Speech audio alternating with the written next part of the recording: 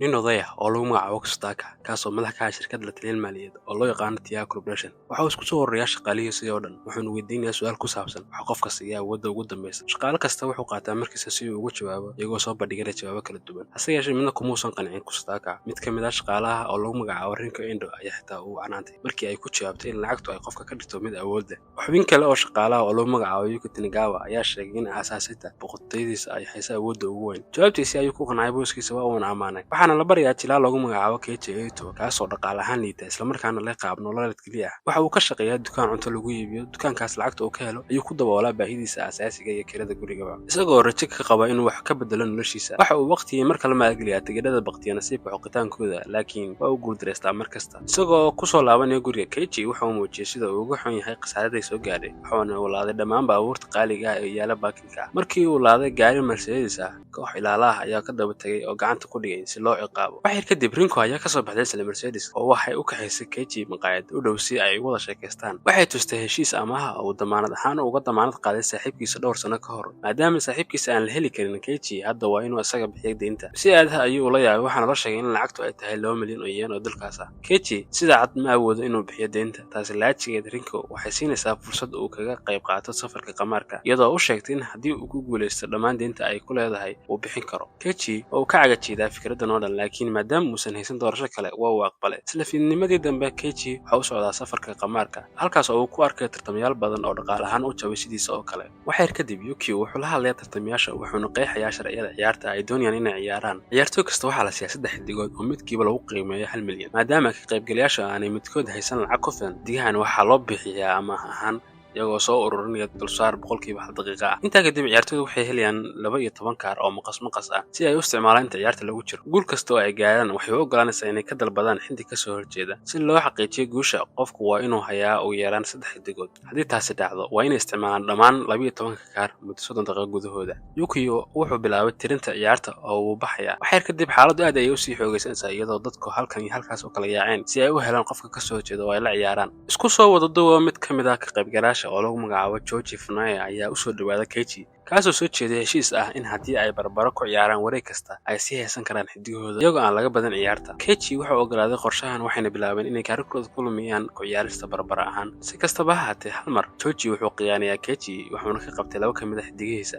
tani waxay ka carisay Keiji waa in istagaalin labadooda dhiga Joji ayaa careeyay Keiji kaarkiisii ugu dambeeyay security-ga ayaa soo dhaxgalay si loo kala saaro Joji wuxuu sheegay in Keiji kaarka ugu dambeeyay uu yahay maqas taasoo ku kaliftay dadka kale inay isku soo hareerayaan isaga si ay u helaan xidiga fudud si kastaba ha ahaatee Keiji wuxuu asna sheegay in kaarka Joji uu yahay dhagax taasoo u wacinaysa ka qaybgalayaasha dhanka Joji dhanka kale ciidamada ammaanka ayaa howlka dhexe dib ugu soo celiyay ka qaybgala lagu magacaabo Joji wuxuuna isku dayay inuu kaarkiisa ku dhex tuuro suuliga maadaama waqtiga sii dhamaanayo Joji wuxuu ku dhaaqay in maadaama uusan qofna rumaysnayn midba kale uu leeyahay fikradda ah waxa uu soo jeedinaya inuu dib u habeen ku sameeyo kaararka si uu u ciyaaro ciyaar cadaalad ah taas oo qof kasta ku raacsan yahay taas kadib Joji wuxuu isku shandheeyaa dhammaan kaararka kadib wuxuu u celiyaa tartamayaasha si kadis ah Keiji wuxuu helayaa kaar la mid ah kaarka dhiiga kadib wuxuu la midoobaa Koji wuxuuna ku loolamayaa Joji ciyaar hal kaar ah isagoo oo sharad ku galay 3 xidig Joji isla markii uu aqbalay sababtoo ah wuxuu garanayaa Keiji kaarkiisii ugu dambeeyay laakiin waxa yaab leh in Keiji uu ka adkaado halkan waxa lagu muujiyay in Keiji uu si xaraftinimo u bedelay kaarkii Koji warniyo Chinese-kan magac xumaan Keiji iyo Koji caawina ku jirna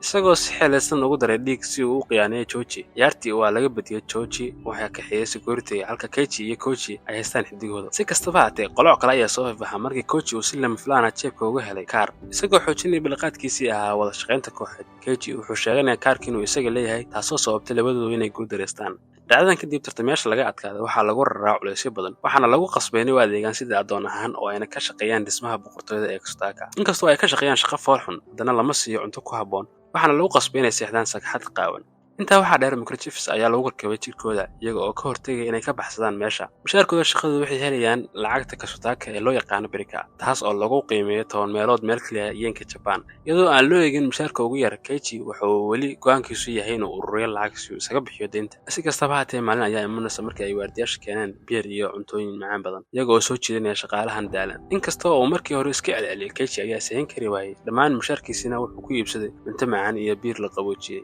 maalintii xigtay nuclear ayaa gelgeliyay tunnelka kaasoo sababay dhaawacyo soo gaaray shaqaale badan oo uu ku jiro Keiichi wuxuu la cararay isbitaalka kaliya wuxuu ogaayay in daaweyntu ay u baahan tahay lacag bixin daqiiqadan iyo jabka waxay jebisay rajadiisa ilaa uu dhakhtarka u sheegay fursadda ugu dambeysa ay ku helayaan xorriyadda ee wadada ragga geesiyaasha ah haddii aad ku soo baxdan ciyaartan oo aad ku guulaysato waxaad helaysaa xorriyad halkii haddii aad weysan ay galaafan doonto naftaada isagoo ka duulaya go'aankiisa ah inuu ka baxo cadaabtan Keiichi wuxuu go'aansaday inuu qaato khatarta uuna iskii wax u qabsado tani waxay dhiirigelinaysaa kuwa kale oo ku jiro Kouchi waxayna raaceen isaga intaa ka bacdi waxaa laga xirayaa indhaha ka hor intaan la geyn meeshii ay u socdeen markii ay indhaha iska furaan waxay arkeen iyagoo taagan korka dhismaha ugu dheer halkaas oo uu Yukio sidoo kale joogo si uu u martigeliyo ciyaarta nolosha iyo dhimashada ah ugu horeyn ka qaybgalayaasha waxaa la siinayaa voucher lacageed oo qiimihiisu dhan yahay 10 milyan yen si ay u soo furtaan wayna aadaan dhismo kale iyaga oo sii maraya laba wado oo ciriiri ah dhererkeeduna aad u sareeyo si ciyaarta looga dhigo mid adag looma ogola inay guurguuran karaan haddii kale waxaa lagu qabanayaa koronto xeerarkan waxaa loo dejiyay inay ciyaarta ka dhigaan mid xiiso leh sababtoo ah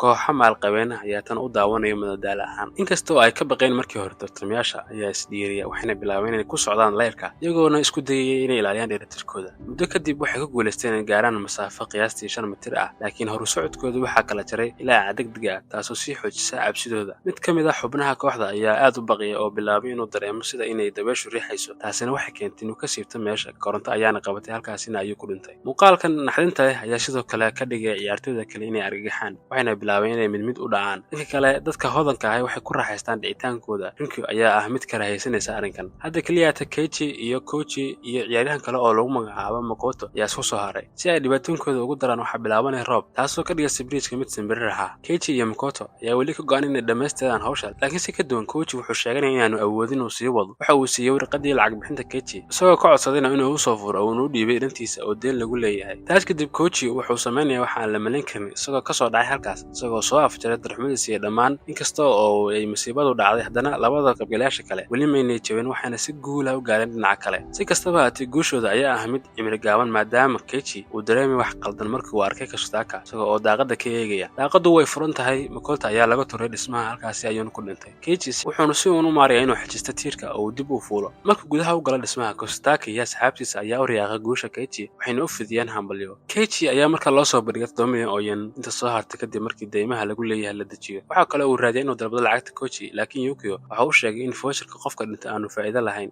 isagoo xanaaqsan Keiichi wuxuu ku boodiyay Yukio laakiin waardiyaashiisa ayaa soo dhaxgalay Kostaka wuxuu siinayaa fursad kale oo uu ku galo ciyaar kale oo la yiraahdo Ikar iyadoo Yukio uu yahay qofka ka soo horjeeda ciyaartan ciyaaryahan kasta waxaa la siinayaa 5 kaar oo ay ku jiraan 4 muwaadin iyo midkood Emperor ama adoon marka loo eego qawaaniinta ciyaarta ka qayb qaataha dooranaya kaarka adoonka ayaa sameyn kara dhaqaaqa ugu horeeya midda kale muwaadin fis muwaadin waa barbardhac kaarka muwaadinka wuxuu garaacaa adoonka Emperadorkan wuxuu garaacaa muwaadinka adoonkan wuxuu garaacaa Emperador natiijada saddexda wareeg ayaa go'aaminaysa guusha ugu dambeysa taas kadib Keiichi wuxuu doortaa kaarka matala dhinaca adoonka ciyaartuna sida ayay ku bilaabataa wareegga koowaad labada ciyaaryahan ayaa ku ciyaaray 2 kaar oo muwaadin ah taasoo keentinaya barbar galaan si kastaba ha noqotee markii uu sii wado kaarka adoonsiga marka saddexaad Yukio wuxuu awood u yeelanayaa inuu saadaaliyo oo ku guuleysto wareegga xiga Keiichi wuxuu eegay Yukio oo arkay dabeecadda aan caadi ahayn uu sameynayo wuxuu sii waday inuu eego hoosta Keiichi ayaa markaa go'aansaday inuu gudbiyo kaarka adoonka laakiin Yukio ayaa mar kale saadaaliyay dhaqdhaqaaqiisa kana gartayna isagoo saddexdii wareeg baa laba ka mid ah lumiyay Keiichi waxaa qabtay waardiyaashiisa kuwaasoo doonayay inay dib ugu celiyaan tunnelka dhulka hoostiisa si uu u shaqeeyo wuxuu ku arkay saacad ka duwan saacadaha kale uu xiran yahay Yukio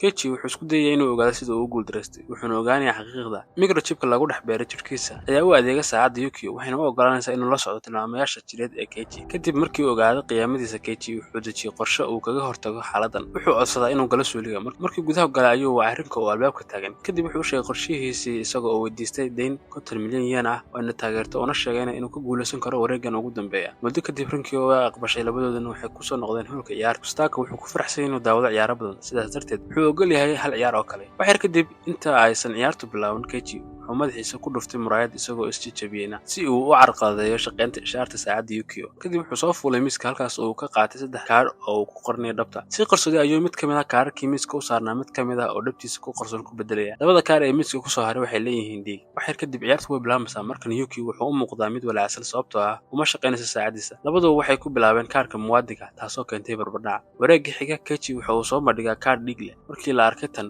xasuusta Yukio ayaa kicinaysa isagoo xasuusanaya in kaararka dhiig leh ee miiska saaran ee ahaayeen muwaadin iyo addoon. taasina waxay keentay in wareegan qaato kaarka muwaadinka ah. si kadis ah kaarka Kechi wuxuu noqday muwaadin mar kale, taasoo keentay barbardhac kale. halkaa marka ay marayso, Yuki wuxuu qaatay kalsooni ah in Kechi kaarka dhiigga hare ay tahay inuu noqdo addoon. kadib hal barbaro kale, Kechi wuxuu soo dhigay kaarka dhiigga leh isagoo u malaynaya inay tahay addoon. Yuki wuxuu ku dhow yahay inuu ku ciyaaro muwaadin, isla mar ahaantaana wuxuu ogaaday inuu bedelay kaarka dhiigga ka hor intuusan bilaabin ciyaarta. xasuusnow khiyaano la mid ah oo uu isticmaalay Kechi horaantii safarka. Yuki wuxuu go'aamiyey in kaarka miiska saaran yahay dhab ahaantii muwaadin. kalsoonidaas, Yuki wuxuu ku ciyaaraa kaarka Emperor. waxaa ku dhacay naxdin iyadoo Kechi kaarka uu muujiyay yahay addoon. marxaladda ugu dambaysa, Kechi wuxuu guul ka gaaray Yuki. Kechi wuxuu daha ka qaaday khiyaanadiisa isagoo qirtay inaanu weligiis si dhab ah u bedelin kaarka. waxay ahayd iska yeelyaal. guuldaradii kadib, Kostaka wuxuu ku cadhooday Yuki wuxuuna ku ciqaabay isagoo u diraya dhulka hoostiisa si uu ugu shaqeeyo addoon ahaan. muuqaalka soo socda waxaan ku aragnaa Kechi iyo Rinkyo oo jooga maqaayad kuna raaxaysanaya cuntadooda. waxyar kadib, Kechi ayaa dhacaya iyadoo Rinkyo ay ugu dartay darooga cabitaankiisa. markii miyirkiisu soo noqday, wuxuu ogaaday in Rinkyo ay la baxday dhammaan lacagtii, iyada oo ka tagtay warqad ay ku qoran tahay inay qaadatay lacagtii sababtoo ah dulsaarka daqiiqadii ee deynta. dhammaadkii, Kechi waxa uu haray keliya 450,000 oo yen. si kastaba ahaatee, wuxuu aadaa goobta shaqada ee gabadha Kochi wuxuuna u keenaa dhammaan lacagta soo hartay isagoo fulinaya ballanqaadkiisii. filimkuna halkaa ayuu ku dhammaanayaa. waa Filan Media. waxaa ka codsanaya walaalayaal like saarta muuqaalka,